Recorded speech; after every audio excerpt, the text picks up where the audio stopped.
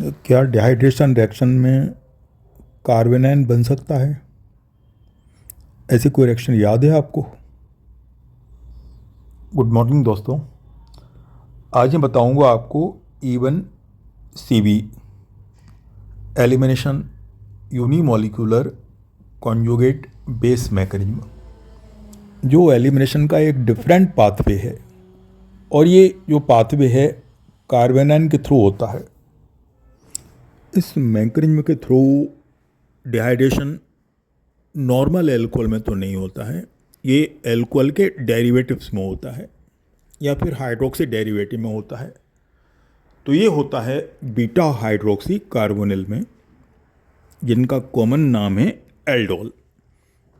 आपको याद है ना, आप लोगों ने एल्डोल कंडेंसेशन सबने पढ़ा होगा, और ये भी मालूम है कि एल्डोल कंडेंसेशन में बनते हैं बीटा हाइड्रोक्सी कार्बोनिल, बनते हैं ना।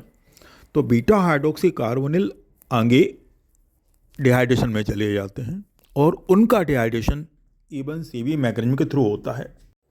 यहाँ आप सामने दो एग्जाम्पल देख रहे हैं, जिनमें पहला है बीटा हाइड्रोक्सी एल्डिहाइड और दूसरा है बीटा हाइड्रोक्सी कीटोन।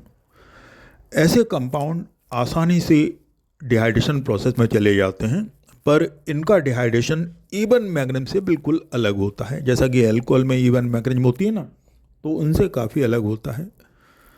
तो सोचें आप कि इनका डिहाइड्रेशन कैसे होगा, फर्स्ट स्टेप में क्या होगा, अगले स्टेप में क्या होगा, या एक ही स्टेप में वाटर मॉलिक्यूल निकल जाएगा, इस तरह सोचें। तो ये जो डिहाइड्रेशन है एक बेस कैटलाइज डिहाइड्रेशन प्रोसेस है।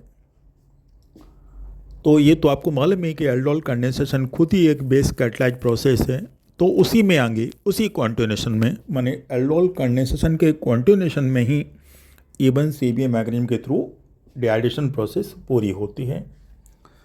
तो होता क्या है, सबसे पहले तो बीटा हाइड्रोक्सी कार्बोनिल कंपाउंड में बनता है कार्बेनाइन।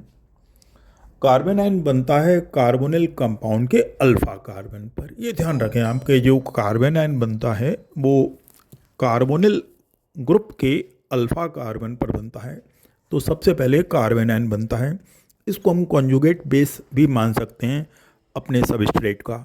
जिस सबस्ट्रेट को हम पढ़ रहे हैं उसका एक कॉन्जुगेट बेस होता है, और इसी वजह से इसको कॉन्जुगेट बेस मैकेनिज्म कहते हैं। जब कॉन्जुगेट बेस बन जाता है तो बाद में इसमें से OH का लॉस होता है। ध्यान रखें, पहले इसमें HN का लॉस हुआ था और फिर OH का लॉस हुआ था, माने रिएक्शन दो स्टेप में हो रही है। तो जो E1 मैकेनिज्म है वो भी दो स्टेप में होती है, पर उसमें पहले कार्बोकैटायन बनता है और यहाँ पर पहले बन रहा है कार्बो एनायन। और कार्बो एनायन से जब OH का लॉस हो जाएगा तो डबल बॉन्ड क्रिएट हो जाएगा। तो अल्फा बीटा अनसैचुरेट कार्बोनिल इस प्रोसेस में बनेगा। ओवरऑल आपको याद रखना है कि इस प्रोसेस में बीटा हाइड्रोक्सी कार्बोनिल कन्वर्ट हो जाते हैं अल्फा बीटा अनसैचुरेट कार्बोनिल में। E1 CB mechanism beta hydroxy nitrile और बीटा नाइट्रो एल्कोहल में भी होती है। इनफैक्ट बीटा नाइट्रो एल्कोहल में तो बहुत आसानी से और बहुत फास्ट होगी, क्योंकि उनका कार्बेनाइन ज़्यादा स्टेबल होता है due to conjugation with nitro group. और इसी टाइप से नाइट्राइल कंपाउंड में भी। तो अब चार कंपाउंड आपको यहाँ पर नज़र आ रहे हैं जिनमें E1 CB मैकेनिज्म के थ्रू डिहाइड्रेशन होता है, जैसे beta nitro alcohol, beta hydroxy nitrile और beta hydroxy aldehyde and beta hydroxy ketone. सोचें आप, इन चारों में सबसे आसानी से E1 CB मैकेनिज्म किस में होगी? तो इसका आंसर है बीटा नाइट्रो। बीटा नाइट्रो, उनमें ये प्रोसेस बहुत इजीली होती है। E1 रिएक्शन से अगर कंपेयर करें तो ये पोल अपार्ट है, एकदम अपोजिट है। अपोजिट किस सेंस में है? क्योंकि E1 मैकेनिज्म जब एल्कोहल में लगाते हैं तो पहले कार्बोकैटायन बनता है, जबकि E1 CB में पहले कार्बेनाइन बनता है।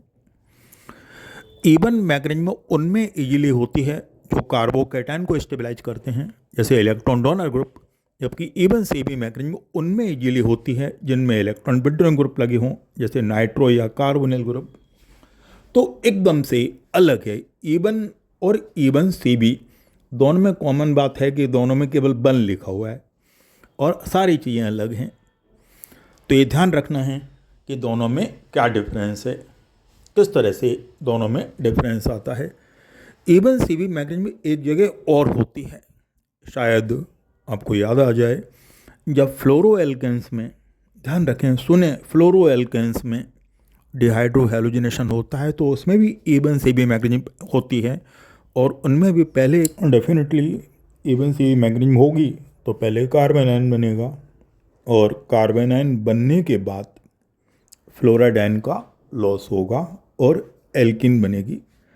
जब फ्लोरो एल्केन में इवन सीबी मैकेनिज्म होती है तो प्रोसेस हॉफमैन रूल के अकॉर्डिंग होती है। जैसे मान लो 2 फ्लोरोब्यूटेन में अगर होगी तो उसमें बन भी